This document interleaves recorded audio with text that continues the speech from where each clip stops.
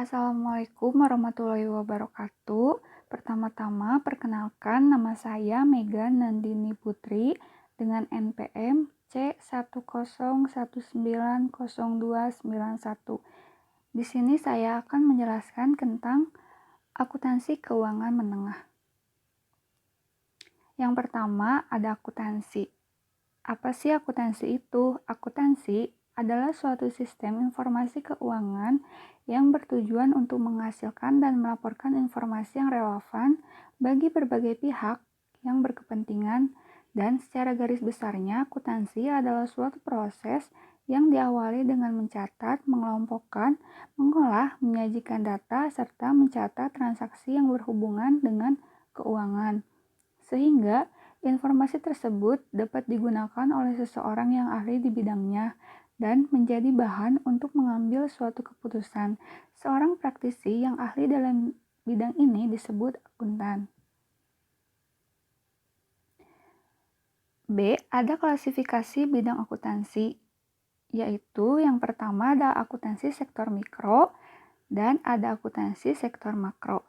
Yang akuntansi sektor mikro dibagi menjadi dua, yaitu ada akuntansi bisnis dan akuntansi organisasi nirlaba. Dan akuntansi bisnis dibagi menjadi empat, yaitu ada akuntansi keuangan, akuntansi manajemen, akuntansi pajak, dan akuntansi biaya. Yang kedua ada akuntansi organisasi nirlaba. Dan yang ketiga ada akuntansi sektor makro dibagi menjadi tiga, yaitu akuntansi pemerintah, akuntansi pendapatan nasional, dan yang terakhir adalah akuntansi lingkungan. C. Fungsi akuntansi. Apa sih fungsi akuntansi itu? Fungsi akuntansi untuk memberikan informasi mengenai keuangan suatu organisasi atau perusahaan, untuk mengetahui dan menghitung laba maupun rugi yang telah didapat oleh perusahaan, untuk mengawasi dan mengendalikan berbagai macam aktivitas yang terjadi pada perusahaan, dan yang terakhir adalah sebagai tolak ukur perusahaan dan sistem informasi. Yang keempat, ada siklus akuntansi. Apa sih siklus akuntansi itu? Siklusnya akuntansi yang pertama ada bukti transaksi, yang kedua ada jurnal, yang ketiga ada buku besar utama, yang keempat ada neraca saldo, yang kelima ada kertas kerja yaitu worksheet, yang keenam ada laporan keuangan, yang ketujuh ada jurnal penutup, yang kedelapan ada neraca saldo setelah penutupan, dan yang terakhir adalah jurnal pembalik. Di sini saya akan menjelaskan tentang jurnal umum. Jurnal umum adalah sebuah jurnal yang dipakai untuk mencatat semua jenis bukti transaksi keuangan yang muncul dari semua transaksi keuangan suatu perusahaan dalam periode tertentu. Jurnal umum ini digunakan untuk mencatat berbagai aktivitas transaksi keuangan secara kronologis sesuai tanggal dengan mencantumkan nama transaksi, kelompok akun, dan nominalnya pada kolom debit atau kredit. Jadi, pengertian jurnal secara singkatnya adalah sebuah jurnal yang dipakai untuk mencatat semua transaksi keuangan yang terjadi dalam periode tertentu untuk kemudahan pengelolaan keuangan baik bagi pihak internal maupun eksternal organisasi. Dan juga ada jurnal khusus. Jurnal khusus merupakan jurnal yang dikelompokkan secara khusus sesuai dengan jenis transaksinya. Transaksi khusus yang dimaksud adalah transaksi yang sering terjadi dalam setiap bulannya dan selalu berulang-ulang. Ada 4 jenis pengelompokan jurnal khusus, yaitu jurnal pembeli, jurnal penjualan, jurnal penerimaan, dan jurnal pengeluaran khas. Jurnal khusus juga bertindak sebagai alat pemantauan untuk organisasi bisnis. Jurnal-jurnal ini mengurangi kemungkinan perubahan dalam catatan akuntansi karena entry-entry di dalamnya dibuat dalam urutan kronologis. Dan juga ada jurnal penyesuaian. Apa sih jurnal penyesuaian itu? Yaitu suatu proses penyesuaian tentang catatan atau fakta yang sebenarnya pada akhir periode akuntansi. Jurnal penyesuaian dapat disusun berdasarkan perolehan data dari neraca saldo dan data hasil atau yang dimaksud dengan informasi penyesuaian akhir periode. Di dalamnya, jurnal penyesuaian dikenal juga ayat jurnal. Suatu hal yang harus diketahui dengan ayat jurnal adalah jurnal yang dibuat melalui informasi transaksi sebagai bahan perubahan dalam jurnal ini, atau sebagai proses pencatatan perubahan saldo berasal dari beberapa akun sehingga mencerminkan jumlah saldo yang sebenarnya. Dan juga ada jurnal penutup. Apa sih jurnal penutup itu? Jurnal penutup adalah jurnal yang dibuat pada akhir periode akuntansi untuk mentransfer saldo dari akun sementara ke akun permanen. Perusahaan menggunakan jurnal penutup untuk mengatur ulang saldo akun sementara. Akun yang menunjukkan saldo selama periode akuntansi tunggal menjadi 0. Jumlah dalam satu periode akuntansi harus ditutup atau dibawa ke 0 sehingga ini tidak akan tercampur dengan periode berikutnya. Dengan melakukan hal tersebut, perusahaan memindahkan saldo-saldo ini ke dalam rekening permanen di neraca. Akun permanen ini menunjukkan keuangan lama perusahaan.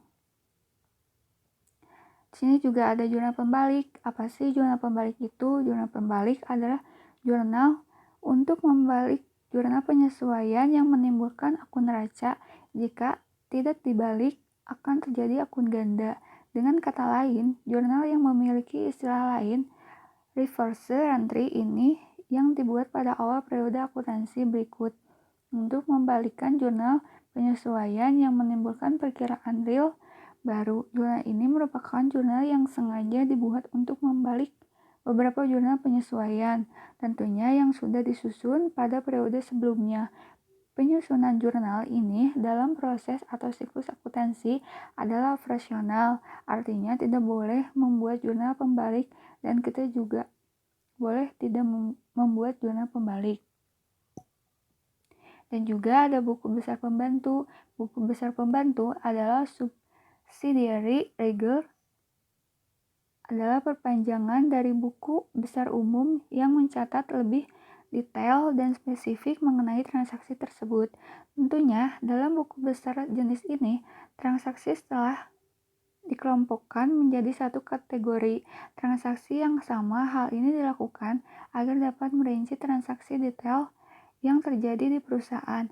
Banyak yang mengatakan bahwa buku pembantu merupakan pelunasan yang merupakan rincian detail dari akun tertentu serta perubahannya, sehingga detail informasi transaksi yang tidak tercantum pada buku besar umum biasanya dapat ditemukan pada buku besar ini. Dan ada buku besar umum. Apa sih buku besar umum itu? Buku besar adalah buku yang berisikan perkiraan mengenai intisar dari pengaruh transaksi keuangan akibat perubahan aktiva, kewajiban maupun modal dalam perusahaan. Dalam pengertian lain, buku besar juga merupakan alat yang dipakai untuk melakukan pencatatan beragam perubahan di sebuah akun karena adanya transaksi keuangan. Semua perkiraan yang ada dalam suatu periode tertentu seperti kas, piutang usaha, persediaan utang usaha, dan modal. Perkiraan-perkiraan ini saling berdiri sendiri dan berfungsi mengintisarkan pengaruh transaksi terhadap perubahan aktiva, kewajiban, dan modal perusahaan. Yang kedua, saya di sini akan menjelaskan tentang laporan keuangan. A. Jenis-jenis laporan keuangan, yaitu ada laba rugi perusahaan jasa. Di laba rugi adalah salah satu bagian laporan keuangan perusahaan dalam periode akuntansi tertentu yang berisikan pendapatan serta beban perusahaan lalu menghasilkan laba rugi bersih. Perusahaan jasa, laporan laba ruginya ada manfaatnya, yaitu mengevaluasi kinerja perusahaan, mengembangkan perusahaan, menilai resiko, tolak ukur perusahaan, dan menganalisis strategi perusahaan. Berikut adalah contoh laporan laba rugi perusahaan jasa. Dan juga ada laporan laba rugi di perusahaan dagang. Komponennya yaitu ada penjualan, retur penjualan, diskon penjualan, harga pokok penjualan, dan 5 yang terakhir adalah beban. Rumusnya yaitu HPP. HPP yaitu harga pokok penjualan sama dengan persediaan awal dikurangi pembelian bersih dikurangi persediaan akhir. Berikut adalah laporan laba rugi di perusahaan dagang. Yang kedua, dari jenis-jenis laporan keuangan yaitu ada laporan perubahan ekuitas dan laba ditahan. Apa sih laporan perubahan ekuitas? Laporan perubahan ekuitas adalah laporan yang menggambarkan peningkatan atau penurunan aktiva bersih atau kekayaan selama periode yang bersangkutan. Berdasarkan prinsip pengukuran tertentu yang dianut, manfaat dari perubahan ekuitas adalah membantu pihak yang berkompeten dalam mengambil suatu keputusan dan mengetahui besarnya sebuah perusahaan rasio ekuitas atau modal usahanya. Komponen laporan perubahan ekuitas ada yang pertama modal awal, laba atau rugi, penarikan, dan yang terakhir adalah modal akhir. Dan laporan laba ditahan. Apa sih laporan laba ditahan itu? Laporan laba ditahan adalah laporan yang menyajikan akumulasi laba periode tertentu dan sebagai indikator kemampuan perusahaan menciptakan laba. Laba dari operasi dibagikan dan menjadi tambahan penyertaan pemegang saham. Manfaat dari laba ditahan adalah untuk membiayai operasional perusahaan dalam upaya untuk pencapaian laba usaha yang lebih maksimal dan untuk melunasi hutang-hutang perusahaan jika ada, dan juga sebagai cadangan dana untuk kebutuhan investasi perusahaan. Berikut adalah contoh laporan perubahan ekuitas dan contoh laporan laba ditahan. Yang ketiga, ada neraca. Apa sih neraca? Neraca biasanya berisi data-data keuangan perusahaan yang lebih detail dibandingkan laporan sebelumnya.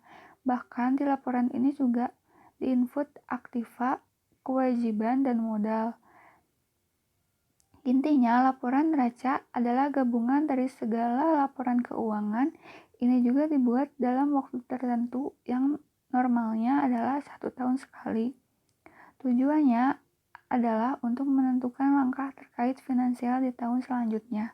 Manfaat dari neraca adalah berguna sebagai alat untuk analisis perubahan kondisi keuangan suatu perusahaan secara berkala dari tahun ke tahun.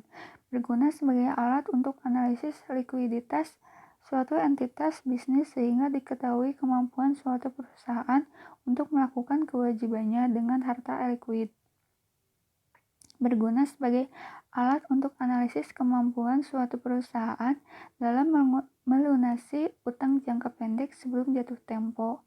Berikut adalah contoh dari neraca.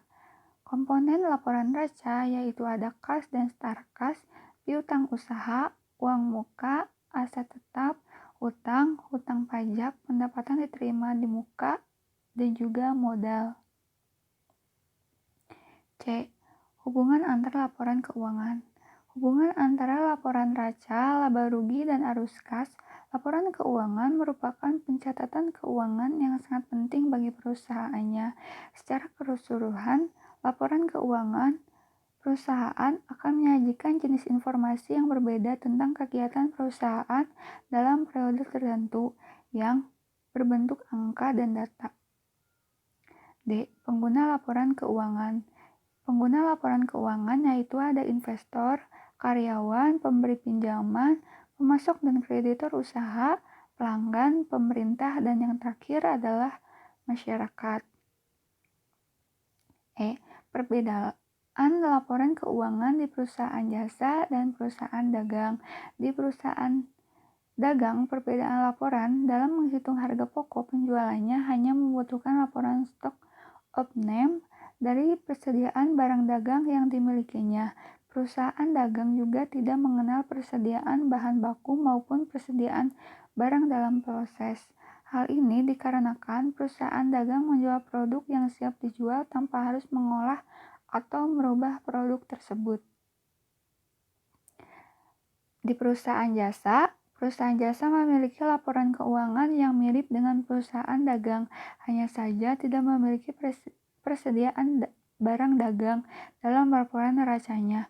Bentuk dari produknya merupakan layanan sehingga tidak memiliki wujud layaknya produk dari perusahaan dagang. F. Ada perhitungan harga pokok penjualan dalam perusahaan dagang. Yang pertama, menghitung penjualan bersih. Penjualan bersih sama dengan penjualan dikurangi retur penjualan ditambah potongan penjualan, atau ongkos angkut penjualan tidak termasuk dalam hitungan HPP dan menjadi biaya umum. Yang B, ada menghitung pembelian bersih. Pembelian bersih sama dengan pembelian ditambah ongkos angkut pembelian dikurang retur pembelian dan ditambah potongan pembelian. C, ada menghitung persediaan barang. Persediaan awal ditambah dengan pembelian bersih. Yang D, ada menghitung harga pokok penjualan. Harga pokok penjualan sama dengan persediaan barang dikurang persediaan akhir. Yang ketiga, ada standar akuntansi. Yang A, jenis-jenis standar akuntansi yang ada di Indonesia yaitu ada PSAK, IFRS, yaitu pernyataan standar akuntansi keuangan yang mengacu pada standar yang dibuat oleh IFRS. Yang kedua ada SAP atau etap, standar akuntansi keuangan yang dibuat dan diterapkan pada entitas tanpa akuntan publik. Yang ketiga ada SAK EMKM, standar akuntansi keuangan entitas mikro kecil dan menengah. SAK EMKM digunakan untuk entitas mikro kecil dan menengah, sehingga UMK dapat menyusun laporan keuangan untuk tujuan akuntabilitas dan pengambilan keputusan. Yang terakhir ada SAS, yaitu pernyataan standar akuntansi keuangan PSAK syariah yang ditujukan untuk entitas yang melakukan transaksi syariah, baik entitas lembaga syariah maupun lembaga non-syariah. Yang B, pengguna atau instansi setiap standar akuntansi di Indonesia. PSAK IFRS adalah pernyataan standar akuntansi keuangan internasional Financial Report Standar, yaitu PSAK adalah nama lain dari SAK, standar akuntansi keuangan yang diterapkan Ikatan Akuntansi Indonesia IAI pada tahun 2012 lalu. Standar ini digunakan untuk badan atau bisnis yang memiliki akuntabilitas publik, yaitu badan yang terdaftar atau masih dalam proses pendaftaran di pasar modal seperti perusahaan publik, asuransi, perbankan, BUMN, ataupun perusahaan dana pensiun. PSAK sama dengan SAK sama-sama bertujuan untuk memberikan informasi yang relevan bagi pengguna laporan keuangan. Sedangkan pengguna IFRS sendiri ditentukan karena Indonesia merupakan anggota IFAC, yaitu International Federation of Accountants, yang menjadikan IFRS sebagai standar akuntansi mereka.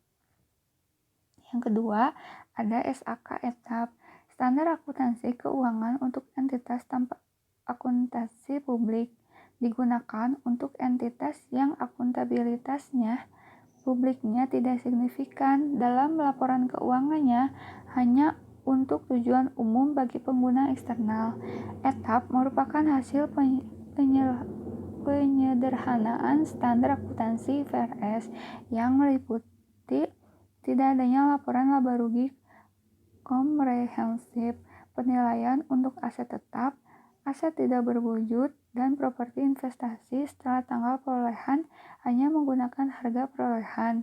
Tidak ada pilihan menggunakan nilai revaluasi atau nilai wajar, serta tidak ada pengakuan liabilitas dan aset pajak tangguhan, karena beban pajak diakui sebesar jumlah pajak menurut ketentuan pajak.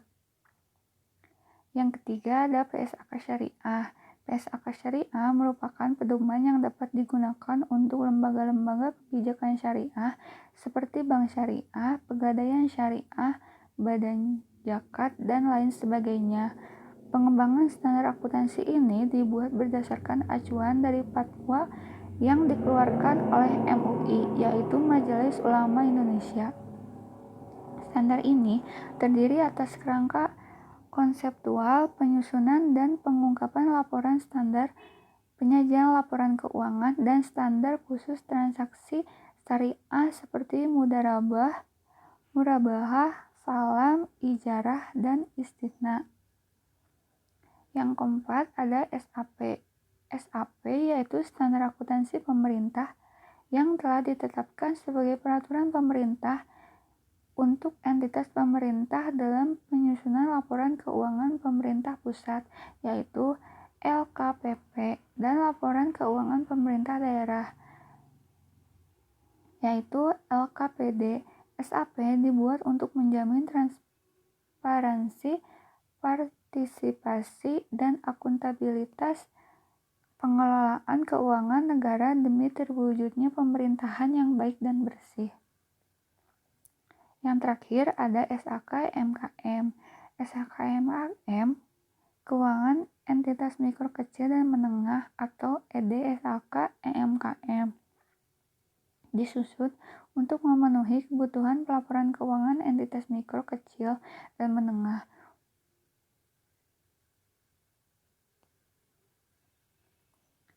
C. Standar akuntansi keuangan dalam lingkup nasional dan internasional. Di dalam lingkup nasional, yaitu SAK. SAK adalah standar akuntansi keuangan, merupakan suatu prosedur acuan pembuatan laporan keuangan agar terjadi keseragaman konsep dalam menyajikan laporan keuangan. Keseragaman pembuatan laporan akan memudahkan akuntan di perusahaan Anda dalam membuat dan menjelaskan terkait laporan keuangan. Selain itu, SAK juga menjadi indikator dalam menyusun kesatuan bahasa untuk mengenali laporan keuangan perusahaan Anda.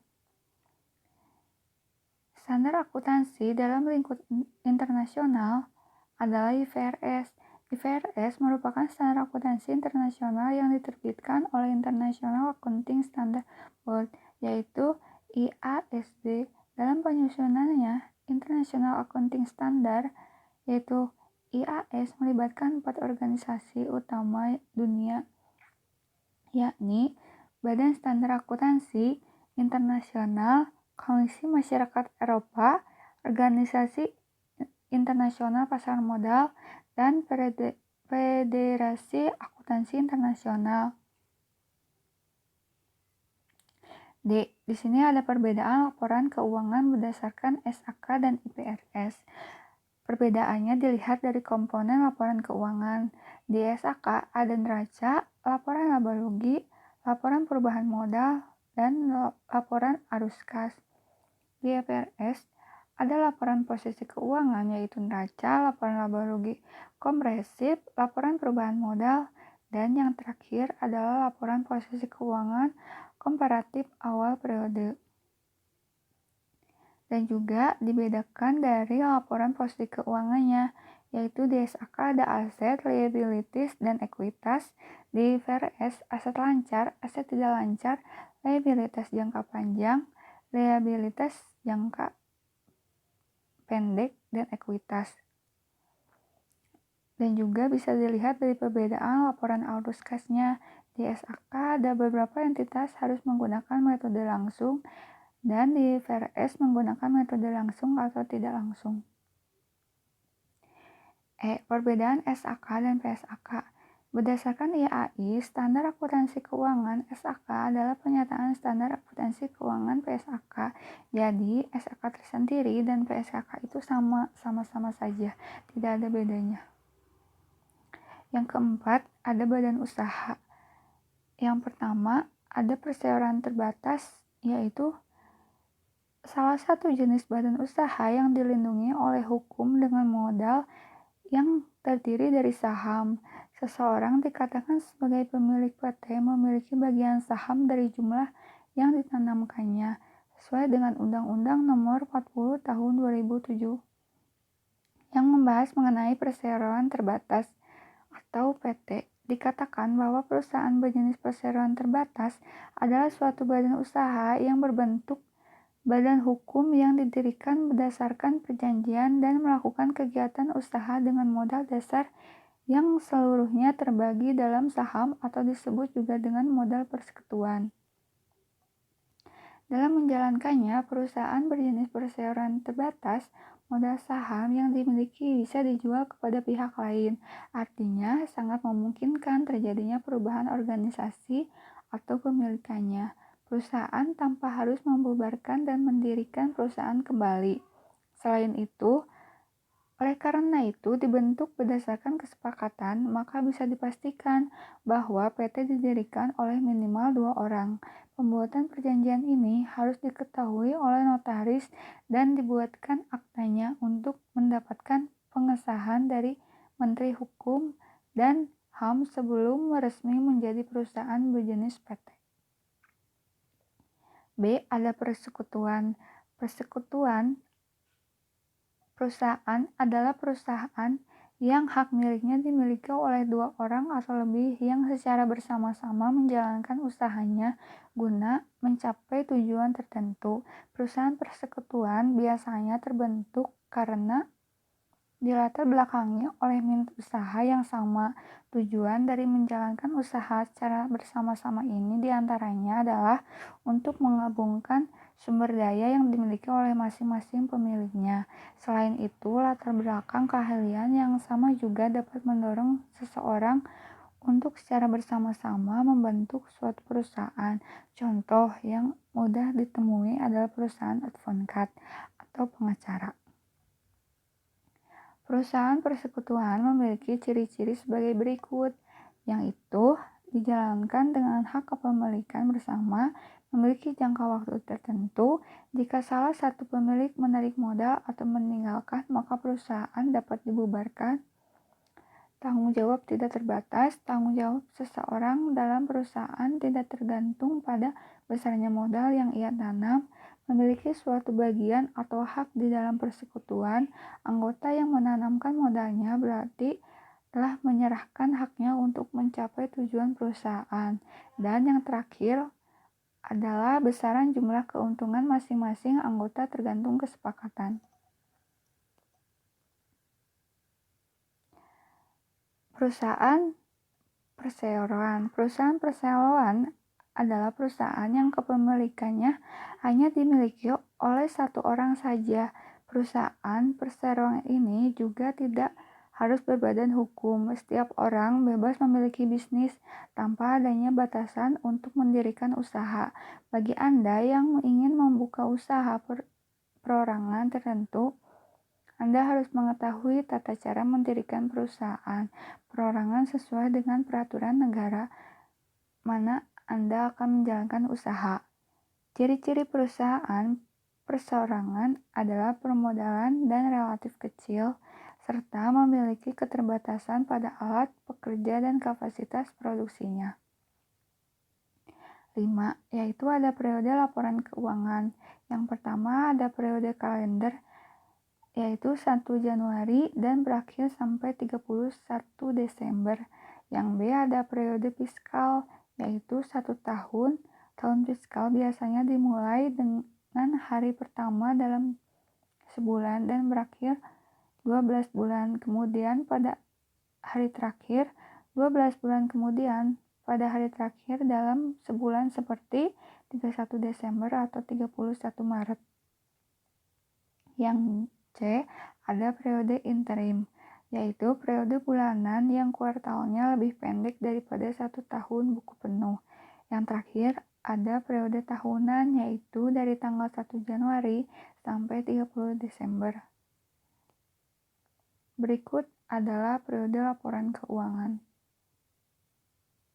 Yang keenam, jelaskan dan gambarkan dan berikan ilustrasi konkret tentang yang pertama, aset tetap dan aset tidak tetap. Apa sih aset tetap itu? Aset tetap aktiva yang berwujud yang diperoleh dalam bentuk siap pakai atau dengan dibangun terlebih dahulu yang digunakan dalam operasi perusahaan dan mempunyai masa manfaat lebih dari 1 tahun. seperti tanah, mesin, bangunan, dan fasilitas kendaraan seperti mobil perusahaan, truk, forklift, dan lain-lain. Dan juga ada furniture, perangkat komputer atau alat dan mesin. Ada aset tidak tetap. Apa sih aset tidak tetap itu? Yaitu aset tetap yang umurnya lebih 1 tahun dan tidak mempunyai bentuk fisik. Aset yang berwujud adalah hak-hak yang dimiliki suatu entitas yang dapat digunakan lebih dari 1 tahun. Contohnya seperti hak paten, hak cipta, merek, biaya riset, legalitas, pengembangan biaya ditangguhkan, dan yang terakhir adalah hak pengusahaan sumber alam. Yang B, ada kewajiban jangka pendek dan kewajiban jangka panjang. Kewajiban jangka pendek merupakan sebuah kewajiban keuangan suatu perusahaan yang harus dibayarkan dalam jangka waktu yang relatif singkat, umumnya kurang dari 1 tahun dari tanggal neraca. Pihak perusahaan yang menerima hutang dari kreditur. Hutang jangka pendek adalah hutang yang jangka waktunya kurang dari 1 periode akuntansi atau 1 tahun. Contohnya, hutang usaha, hutang pajak, pendapatan bayar di muka. Dan juga ada kewajiban jangka panjang yang umumnya timbul apabila perusahaan membutuhkan tambahan dana. Apabila dana ini akan digunakan untuk investasi dalam aktiva tetap yang akan memberikan hasil dalam jangka panjang seperti misalnya untuk pembuatan gedung atau pembelian mesin-mesin, maka dana yang dibutuhkan sebaiknya diperoleh dari hutang jangka panjang atau modal sendiri. Ditinjau dari sudut perusahaan yang membutuhkan dana pinjaman berupa obligasi memiliki beberapa keuntungan jika dibandingkan dengan apabila perusahaan mengeluarkan saham. Secara garis besar, kewajiban jangka panjang adalah hutang yang jangka waktunya lebih dari 1 tahun periode akuntansi. C. Piutang dan utang. Piutang meliputi semua transaksi-transaksi pembelian secara kredit, tetapi tidak membutuhkan suatu bentuk catatan atau surat formal yang ditandatangani yang menyatakan kewajiban pihak pembeli kepada pihak penjual, klaim perusahaan atas uang, barang, atau jasa kepada pihak lain akibat transaksi di masa lalu. Utang adalah suatu yang dipinjam baik berupa utang maupun benda. Seseorang atau badan usaha yang meminjam disebut debitur. Entitas yang memberikan utang disebut kreditur. Utang merupakan pengorbanan manfaat ekonomi masa datang yang mungkin timbul karena kewajiban. Secara garis besar, utang adalah kewajiban yang timbul sebagai akibat adanya pembelian jasa atau barang yang dilakukan secara kredit. Yang D, ada dividen dan pendapatan dividen. Dividen adalah pembagian laba untuk pemegang saham berdasarkan saham yang dimiliki. Pembagian saham itu akan mengurangi laba yang tersedia dan ditahan perusahaan. Dan juga ada pendapatan dividen, yaitu distribusi laba kepada pemegang saham yang mungkin dalam bentuk uang tunai, saham, atau properti. Dividen reksa, dana dibayar dari pendapatan, biasanya setiap 3 bulan dari bunga yang dihasilkan oleh investasi. Dana itu juga dikenal sebagai pembagian dividen. Yang E, pendapatan dan pendapatan diterima di muka. Pendapatan merupakan jumlah yang dibebankan kepada langganan untuk barang dan jasa yang dijual.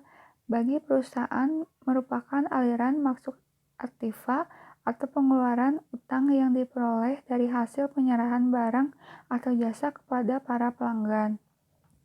Dan juga ada pendapatan diterima di muka, yaitu merupakan pembayaran yang telah diterima namun aset tersebut belum sepenuhnya terkirim. Perusahaan menerima pembayaran di masa depan namun memberikan barang atau jasa diberikan di masa depan. F, ada aset berwujud dan aset tidak berwujud. Yang dimaksud aset berwujud adalah aset tetap atau aktiva berwujud adalah aset yang dimiliki wujud atau bentuk secara fisik. Aset tetap dimanfaatkan dan digunakan oleh perusahaan untuk kegiatan produksi barang atau jasa. Contoh aktiva yang masuk dalam jenis aset tetap adalah tanah, bangunan, gedung, mesin, kendaraan, dan lain-lainnya. Dan juga ada aset tidak berwujud. Selain aset tetap, aset tidak berwujud juga digolongkan dalam kategori aset tidak lancar. Aset tidak berwujud merupakan aktiva yang tidak nampak atau tidak terlihat secara fisik, tetapi dimiliki nilai dan manfaat bagi perusahaan. Adapun contoh dari perusahaan tidak berwujud adalah goodwill, hak paten, hak cipta, hak guna bangunan, hak sewa, dan lain-lainnya. G. Ada depresiasi, dan amortisasi. Apa sih depresiasi itu? Depresiasi atau penyusutan merupakan proses akuntansi dalam mengalokasikan biaya aktiva berwujud untuk menjadi beban dengan cara yang sistematis dan rasional selama periode mendapatkan manfaat dari penggunaan aktiva tersebut. Yang ada deflasi. Deflasi adalah berkurangnya harga perolehan atau cost atau nilai sumber-sumber alam seperti tambang dan hutan kayu. Dan di sini ada perbedaan dari deflasi dan depresiasi. Dan juga saya akan menjelaskan tentang amortisasi, yaitu merupakan berkurang atau menurunnya nilai aktiva tetap tidak berwujud secara bertahap dalam jangka waktu tertentu di dalam suatu periode akuntansi. Karenanya amortisasi berhubungan erat dengan aktiva tetap tak berwujud suatu perusahaan. H. Ada inventory, supplies, dan equipment. Inventory atau persediaan, lebih tepatnya merupakan persediaan bahan atau barang yang disimpan untuk tujuan tertentu, seperti memenuhi kebutuhan produksi ataupun langsung dijual kembali. Dan juga ada perlengkapan atau supplies. Dalam dunia akuntansi merupakan barang-barang yang dimiliki perusahaan yang bersifat habis dipakai atau bisa dipakai berulang kali. Biasanya barang-barang yang tergolong supplies ini berbentuk relatif kecil dan tujuannya keberadaannya untuk melengkapi kebutuhan bisnis perusahaan, bukan pendukung utama jalannya kegiatan perusahaan. Meskipun tampak kecil, tetapi supplies ini memakan biaya besar, terkhusus bagi perusahaan-perusahaan yang besar. Di sini juga saya memiliki ciri-ciri pelengkapan, yaitu termasuk barang habis pakai sehingga tidak ada biaya penyusutan, tidak bisa dijual kembali, masa pemakaian biasanya kurang dari 1 tahun, dan umumnya lebih murah dan kebanyakan relatif lebih kecil. Bisa dipakai tanpa menggunakan listrik. Tujuan keberadaannya adalah sebagai pelengkap, bukan pendukung kegiatan usaha. Dan yang terakhir, dalam pembeliannya yang dicatat dalam laporan keuangan, perlengkapan masuk sebagai aktiva lancar, yaitu current asset. Peralatan atau equipment ini merujuk pada barang-barang atau tempat yang digunakan perusahaan untuk mendukung jalannya pekerjaan. Peralatan sendiri pada umumnya berumur lebih lama alias tahan lama jika dibandingkan perlengkapan. Ciri-ciri peralatan yaitu termasuk barang tidak habis pakai sehingga terdapat biaya penyusutan, bisa dijual kembali meskipun ada penurunan harga saat penjualannya. Masa pemakaiannya biasanya lebih dari 1 tahun, umumnya lebih mahal dan kebanyakan relatif lebih besar. Biasanya dipakai menggunakan bantuan listrik atau bahan bakar. Tujuan keberadaannya adalah sebagai pendukung jalannya usaha. Dan yang terakhir pembeliannya yang dicatat dalam laporan keuangan. Peralatan masuk sebagai aktiva tetap, yaitu fixed asset. Di samping adalah contoh dari supplies dan equipment. I. Kas dan setara kas. Apa sih yang dimaksud kas? Kas merupakan aktiva perusahaan yang berbentuk uang tunai, uang kertas, uang logam, wesel, cek, dan lainnya yang dipegang oleh perusahaan ataupun disimpan di bank dan dapat digunakan untuk kegiatan umum perusahaan. Dan juga ada setara kas. Setara kas adalah investasi berjangka pendek dan dengan cepat dapat dijadikan kas dalam jumlah tertentu tanpa menghadapi resiko atau perubahan nilai yang signifikan. J. Ada neraca dan neraca saldo. Neraca atau laporan posisi keuangan adalah bagian dari laporan keuangan suatu entitas yang dihasilkan pada suatu periode akuntansi yang menunjukkan posisi keuangan dari suatu entitas tersebut pada akhir periode.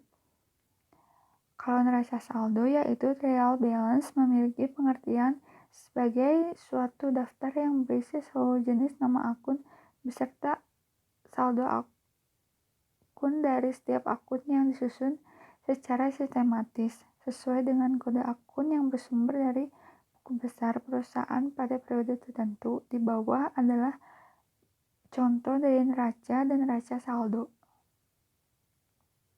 Yang ketujuh, ada piutang. Jenis-jenis piutang ada piutang usaha, wesel tagih, dan piutang lain-lain. Yang B, akun receivable dan notes receivable. Apa sih piutang usaha? Akun receivable adalah suatu jumlah pembelian kredit dari pelanggan. Piutang timbul sebagai akibat dari penjualan barang atau jasa. Piutang ini biasanya diperkirakan akan tertagih dalam waktu 30-60 hari. Secara umum, jenis piutang ini merupakan piutang besar yang dimiliki perusahaan. Transaksi piutang ini umum terjadi dalam bisnis. Biasanya, piutang dagang terjadi karena pembelian barang dengan harga yang tinggi sehingga mengharuskan pembelinya membayar secara kredit. Piutang dagang biasanya diberikan dengan batas waktu atau umur piutang dagang maksimal 1 tahun. Dikarenakannya periodenya yang relatif pendek ini, maka piutang dagang termasuk dalam aktiva lacar. Pada umumnya, terwujudnya piutang dagang tidak disertai dengan adanya bunga, namun pada kondisi tertentu, seperti keterlambatan pelunasan piutang dagang, akan dikenakan denda berupa bunga maupun beban jasa sesuai dengan kebijakan perusahaan. Wesel tagih atau notes receivable yaitu surat formal yang diterbitkan sebagai bentuk pengukuran utang.